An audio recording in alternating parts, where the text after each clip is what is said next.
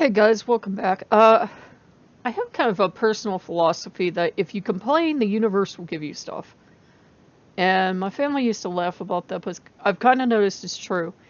If I kind of say out loud, like I said on both channels, because I kind of did it intentionally, I was like, you know what? YouTube's ruining my life. Because I've kind of noticed if I complain for whatever reason, if it's no magical system, if it's no belief system, stuff changes. So I was like, you know what? They're not paying me now. Rah! And darn if I didn't come on in both complaint videos on this channel and the other one had ads. Now the ads are sporadic, which is not a good thing, but they're there. And I did check the videos they did demonetize, and they're still demonetized, or they're partial monetization, which is kind of like demonetized because you don't get the cream of the crop monetization. It's not like Mercedes-Benz is going to be advertising on your channel anytime soon. You'll get the local drafty window kings or something. And it does make a difference because of how YouTube's set up. And we don't need to go into all the back stuff, but I was having the problem with the gods. And I thought, well, I'm going to go lay down and I'm going to meditate. And by lay down, I usually mean I fall asleep at some point, but I usually have a dream. Sometimes it doesn't make any sense because I was so head up I could not hear the gods, and sometimes it does. This time it did. I had the dream and saw a puppet in the dream. Now, I cannot tell you what the puppet looked like or anything else. I do believe it was male, but I don't think it was important. But that puppet was my answer. Not that it was a puppet, but I recognized it instantly in the dream. I knew who it was. I knew what it represented. Everything came together. And the funny thing was, I've been thinking while I've been doing my research lately is, atheists will say no religion is real because they'll say you all have either your stories are too different or too the same. It's like, well, what if we're all right? What if the universe is way more complicated than you think it is? And then a thing came up about how the universe should not exist because there's like this imbalance of matter and antimatter, and matter, antimatter. If you watch Star Trek, you put them together, very bad things happen. You don't want them to touch. And the scientists all had to rush in and try to say, well, it's because there was more matter, and they'll find a logical scientific explanation of this that has nothing to do with divinity. I mean, they were absolutely horrified that for a moment there they did not have all the answers and that divinity might swoop in and announce him or herself and be like, well, I've been waiting for you. It was like you could see the panic in their eyes, like God might show up at any minute now. And it was actually funny because it's like, I think a lot of people actually do believe, and they call themselves atheists because they're either mad at God for something or the universe isn't working the way they want it to. It's like, oh, honey, that's like Wicca 101. The universe don't work the way you want it to. And so that was interesting, and that helped out. And the dream helped out. And something I remembered from a book really helped. And I thought, well, why not apply it to my situation? Because Ogu was the one to actually come and talk to me. And he was like, telling me things about, like, basically, and here goes all my viewership, when you leave a god, it's not just hard on you, it's hard on the god as well. And he's like, what do you think? Do you think we don't have emotions? Do you think we sit here like we don't care because there's like 100 more just like you? And he's looking at me and he's giving me his gentle scolding, and I mean gentle scolding because when he's mad, that machete's like this close to your nose and he's yelling he can't fix stupid and there's curse words. And I thought about it. I'm like, you're right. You're absolutely right. And then he was yelling about humans thinking they're authorities. And everything else. It was very interesting, colorful, and he was right, because he's like, what? Why do you humans, and he was quoting the line from the book, have to leave all these orphan gods? Because in the book, and it was actually a Voodoo book, usually when you get into Voodoo, they're very insistent that you drop everything. My teacher was like that, most teachers are like that. You have to drop everything. Now, thankfully, there are a lot more forward thinkers now. But the traditional thing was you had to drop everything. And he's like, no. You shouldn't leave an orphan god behind because you're no longer working in that exact religion. And it also doesn't do us any good to jump entirely into a new religion if there's only like one or two divinities of that religion wanting to work with us, and we have to see where we are, who are we actually working with, what is our own system, what system works best for us, and do that, because as witches, we're supposed to be independent and think for ourselves. We're not supposed to run. And I'm saying this as someone who does it, still does it, run to the internet every 5 minutes and look for confirmation of something we're going through.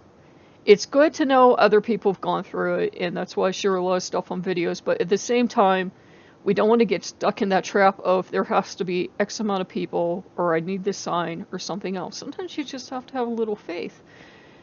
And so I was like, okay, we won't have any orphans, and we'll try to see how this works out. And if the house don't burn down and something weird doesn't happen and a vortex don't open up, we'll be good. And it's interesting because really nothing changed. You will still end up working with who you work with. You will still end up having the beliefs you had.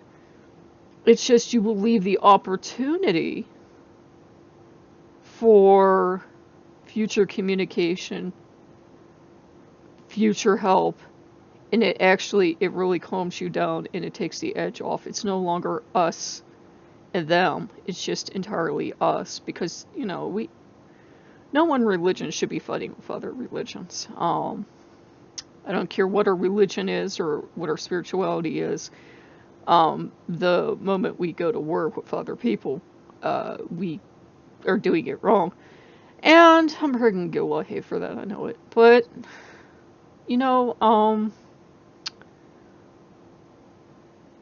it was so interesting because I was watching, I believe they call themselves the Vlog Brothers. And the one is an atheist. And he had a Christian friend on. And they were talking back and forth. And he is actually one of the nicest human beings on the planet. He cares for people. He does all this charity work and everything. And he's one of those atheists you want to meet because he loves people. He cares about what people believe in. He's not out to destroy your religion or your belief system or anything else. And there was one nice comment. It was from a Christian that said, thank you for this. You really opened my eyes to how some people can still, because Guy had never had any experience except for Christianity, how some people can still be kind and loving and not do it from a Christian basis. And he was doing his kindness as a Christian one way, and this guy was doing it another. He said it was kind of humbling. That was the only nice comment. Don't go into the YouTube comment section. The rest of it were unenlightened atheists, as I like to call them. That, Christianity is evil and religion is a problem of everything, and that's why I hate religion, because it's a problem of everything, and blah, blah, blah, blah, blah. I'm thinking, well, are you hating a bureaucracy? Are you hating an institution? Or are you hating God specifically? Because those are different things. Are you hating politics and greed and power and corruption? Are you hating all that stuff? Everybody hates that stuff. We all hate it. Or are you hating God specifically? Do you just think it's a load of hooey that they sold you in church or wherever you were before you were atheist? Or do you truly not believe in God? It's two different things. And a lot of people I've met that call themselves atheists, you can tell they still have belief. They are just angry at God. And it's like, honey, we all have legitimate reasons to be mad at God. We all go through those periods where I'm not talking to you. I am not talking to you. And by God, I mean fill in any name you want to fill in. Jesus, Loki, Buddha, whatever. I know Buddha technically didn't consider himself a god, but you know what I mean. We all have those periods where we're like, my life is your fault, because we don't want to admit there's random chaos in the universe, bad stuff happens to good people, etc., etc. So, it really helped put stuff in perspective. Because I had, before I did the meditation, before I did the lay down, I said, Loki, I thought you were bad luck, but so-and-so's even worse. And so-and-so's there like, I'm sorry. And it seems every time you are changing who you are as a person and how you view things, every time you're making a big shift, it's like the universe is like, how invested are you in this shift? Let's give you something to deal with. It always seems to happen. It's kind of like the universe is like, okay, I kind of believe you want this, but let's see how much you want it. I've kind of noticed that. And you just gotta know that if you prove to the universe, yeah, I do want this. It might still suck while you're going through the adversity part, but you'll usually get through it and it'll usually be okay.